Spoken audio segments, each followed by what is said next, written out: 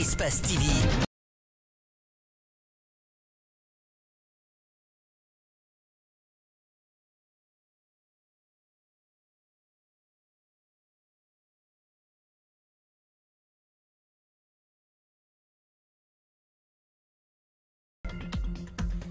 Le 19h45 pour vous informer, bonsoir et bienvenue dans cette édition au sommaire. Le prix du carburant à la pompe passe de 10 à 12 000 francs guinéens ce mercredi. Quelles sont les raisons économiques de cette augmentation? Nous avons posé la question à un économiste pour mieux comprendre. Jusqu'où le stress en milieu professionnel peut affecter la santé? Ce phénomène néfaste n'est pas sans conséquence selon des spécialistes, quoique peu évoqué. Cette source de pression a intéressé notre reporter Justin Leno. On en parle dans un instant.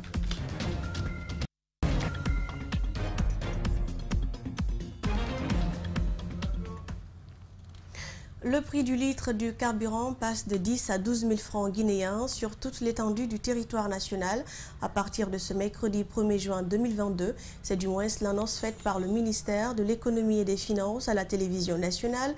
Économiquement parlant, cette augmentation du prix du carburant est justifiée. Mamadou Kalisso, Ibrahima Souma ont rencontré un économiste. Suivez le reportage. Au regard du contexte économique mondial, cette augmentation aurait dû intervenir un peu plus tôt, selon cet économiste. À la résurgence de la Covid-19 en Chine, s'est greffé le conflit russo-ukrainien. Bien avant ces deux événements, les pays exportateurs de pétrole avaient décidé de réduire leur production pour maintenir le prix relativement élevé. La Guinée, étant un pays dont l'économie est extravertie, va forcément être impacté négativement. Mais malheureusement, cette augmentation est intervenue à un moment où il y a des tensions sociales. Réduire le prix du carburant au lendemain du 5 septembre était une erreur de la part du CNRD, estime cet économiste.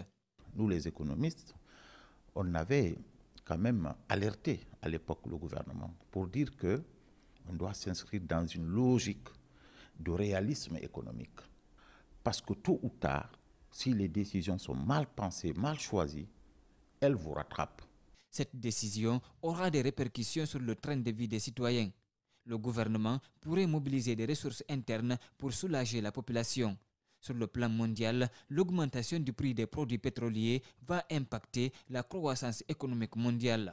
Il y a des études qui ont montré que cette sensibilité liée aux produits pétroliers fait que une hausse de 10 $ sur les produits pétroliers enlève à la croissance mondiale 0,4%.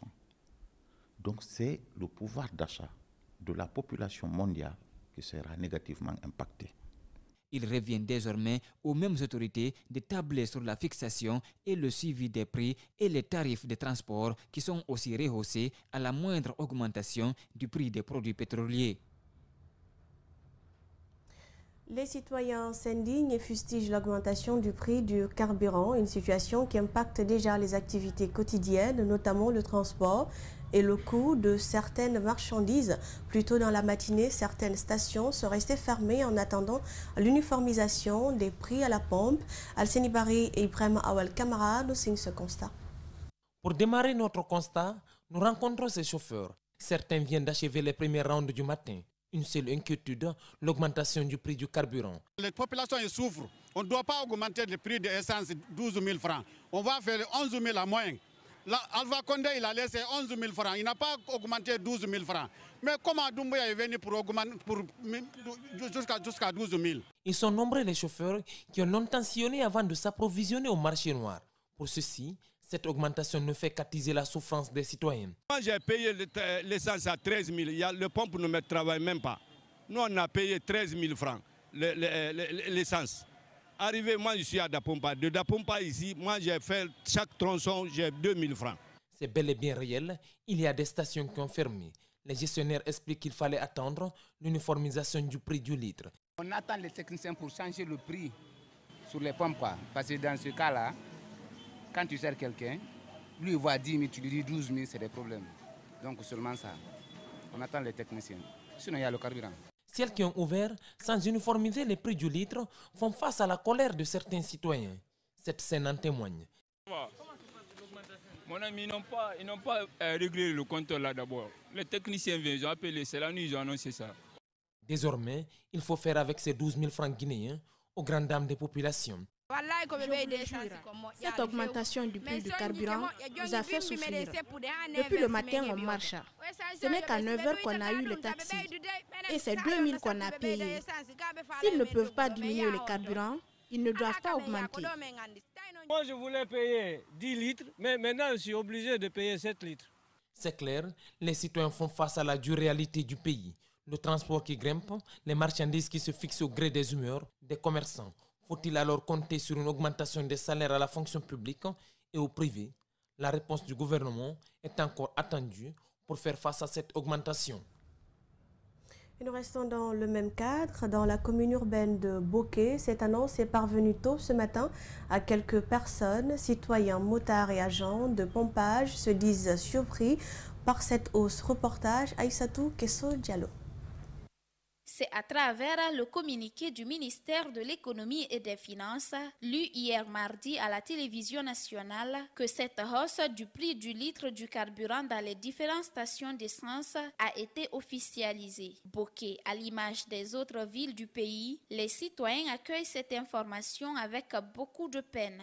Personnellement, j'étais très surpris ce matin parce que d'habitude, je venais chaque jour travailler à Boké. Mais ce matin, j'étais surpris quand même de venir alors que je n'avais pas assez d'argent sur moi. Et moi qui avais l'habitude de plaider le chauffeur pour m'emmener à Boké à 7 000 ou à 5 000, aujourd'hui, j'étais obligé de ne même pas discuter le transport parce que le carburant a augmenté. Ce matin, les motards ainsi que les propriétaires des voitures et certains vendeurs d'essence du marché noir se bousculent devant les stations pour acheter du carburant. Trouvés devant une station de la place, ces motards n'apprécient visiblement pas la décision du gouvernement de transition. Ils disent avoir des difficultés dans l'exercice de leur métier pour satisfaire la clientèle. Le tronçon qui était à 3 000, toujours j'ai volé avec 3 000. Maintenant, comment nous pouvons acheter un litre à 12 000 francs, or que lorsque nous augmentons le prix, on ne parvient pas à avoir des clients et que les clients n'accepteront pas ce prix. Mais comment nous pourrons maintenant vivre sur ça? Dans certaines stations, comme celle-ci, les pompistes disent être confrontés à d'énormes difficultés avec les clients. D'autres ont dû fermer. Les gens se sont plaints, d'autres ne savaient pas. Peut-être que quand ils viennent et qu'on puisse les informer que le prix c'est à 12 000, je sais que j'étais préparé avec les prix de 10 000. Quand ils viennent, ils ont l'obligation de rentrer à la maison et compléter l'argent, en plus de venir prendre l'essence. Sachant ce que les Guinéens endurent ces derniers temps, ce citoyen estime que cette hausse peut jouer sur d'autres secteurs, d'où son invite. Ce que je peux demander à l'État, c'est de penser effectivement à la pauvre population, parce que la vie du Guinéen, c'est du jour le jour. Donc il faut vraiment penser à ça, et sans même penser au panier de la ménagère. Donc c'est pour dire que les gens vont endurer beaucoup de difficultés. On parle de tout autre sujet dans cette édition, des cartes sans photo ou encore des cartes avec des photos mais des filiations qui ne correspondent pas. Ce sont entre autres des anomalies constatées sur des cartes d'examen, ce qui préoccupe les encadreurs et les candidats eux-mêmes. À quelques jours des examens, nos équipes se sont rendues dans quelques établissements de Conakry. Aminata Massiri Bangora et Mohamed Kapelosila. Le 6 juin prochain, les examens nationaux vont démarrer sur toute l'étendue du territoire national. Dans les différents établissements, les encadreurs sont à pied d'œuvre pour s'assurer du bon déroulement de ces examens. C'est le cas dans cette école privée où le directeur général soutient que toutes les dispositions sont déjà prises. Il n'y a pas un travail parfait, il n'y a pas un travail à 100%, mais nous ici, les préparatifs sont approximativement à 98-99%. Dans ce centre, les encadreurs parlent d'une forte affluence des responsables d'école pour la récupération des cartes des candidats. À l'entrée en septième, le ramassage de ces cartes, je peux dire que nous sommes à 98%. Au brevet, nous sommes approximativement à 95%. Et le bac aussi à 90%. Pourquoi? Parce que les gens le font de façon multiplexe. C'est-à-dire ils viennent chercher tous les niveaux à la fois. Malgré les difficultés autour de ce processus, les responsables d'école s'activent dans les différents centres pour récupérer les cartes de leurs candidats. Ils dénoncent cependant de nombreuses anomalies. Les enfants sont répartis dans 17 centres, donc il faut les sillonner tous.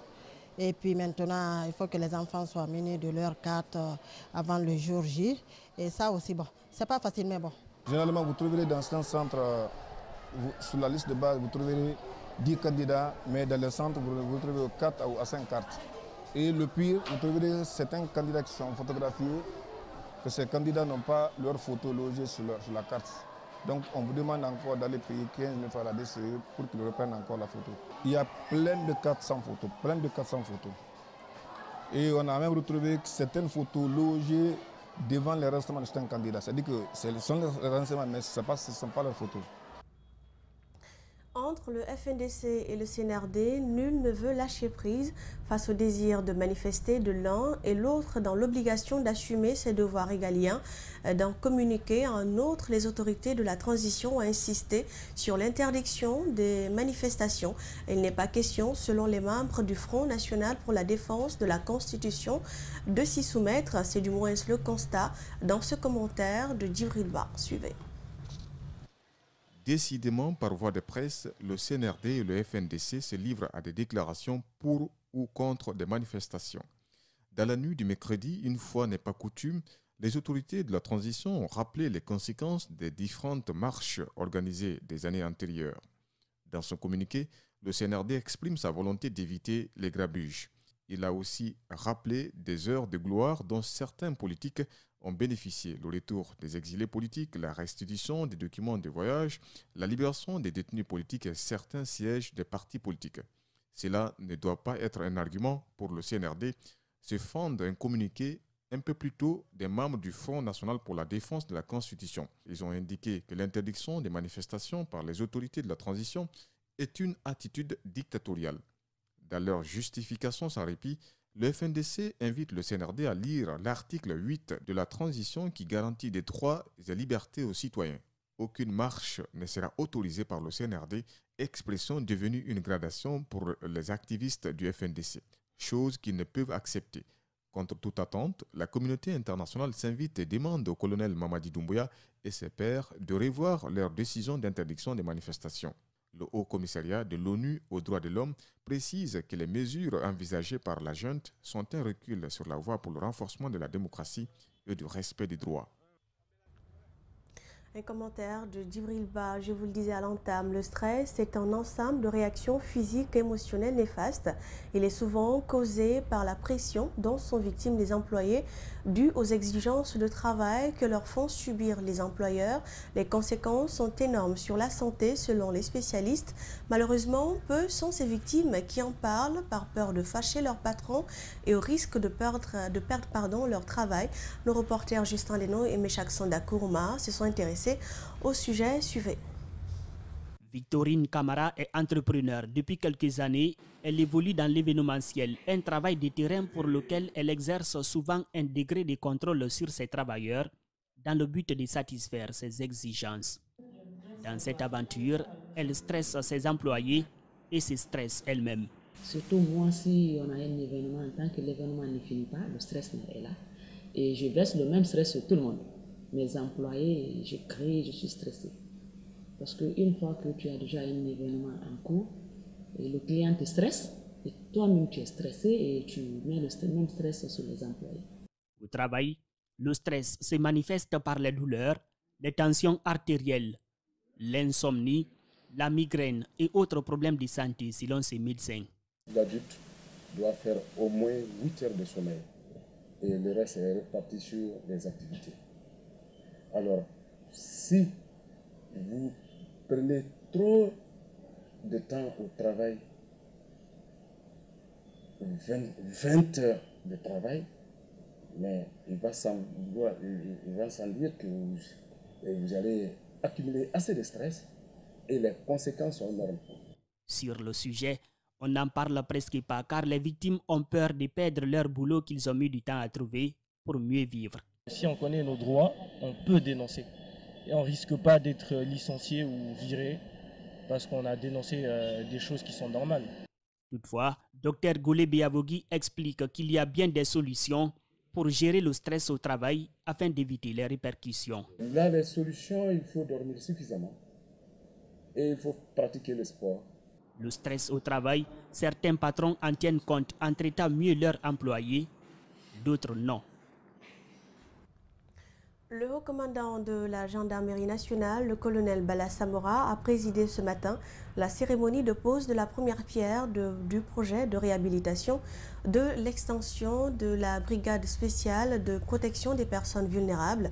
C'était en présence de plusieurs membres du gouvernement. Le compte-rendu est signé Djene Bemba Koulibaly et Djibril Kabak Kamara. Cette réhabilitation s'inscrit dans l'atteinte de l'un des principaux objectifs du projet.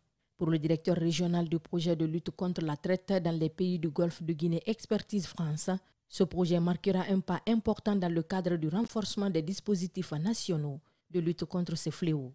Il s'agit par exemple de la protection des victimes ou encore la poursuite des auteurs. Ce projet est mis en œuvre par Expertise France et vise un renforcement global des mécanismes nationaux de coordination des acteurs engagés dans les combats contre la traite des personnes dans les 6 pays du Golfe de Guinée concernés par le projet, dont la Côte d'Ivoire, le Togo, le Bénin, le Ghana, le Nigeria et bien sûr la République de Guinée. La chef de cabinet du ministère de la Promotion féminine, de l'enfance et des personnes vulnérables a salué l'effort fourni par l'Union européenne dans le cadre de la lutte contre la traite des êtres humains et se dit convaincue que ce projet permettra d'éradiquer ce fléau. Ces appuis fructueux ont permis de renforcer le mécanisme de protection des personnes victimes de traite des êtres humains par la réhabilitation, la construction de centres d'accueil, par la formation pour détecter les victimes. Colonel David Abba, directeur de cabinet au ministère de la Défense, s'est réjoui en ces termes. Nous les invitons à faire bon usage de tout ce que nos partenaires sont en train de nous donner. Nous les encourageons à continuer à travailler et ils peuvent compter sur nous. Et nous demandons aussi à nos partenaires de continuer à nous aider. Ce projet est financé par l'Union européenne avec un appui d'Expertise France.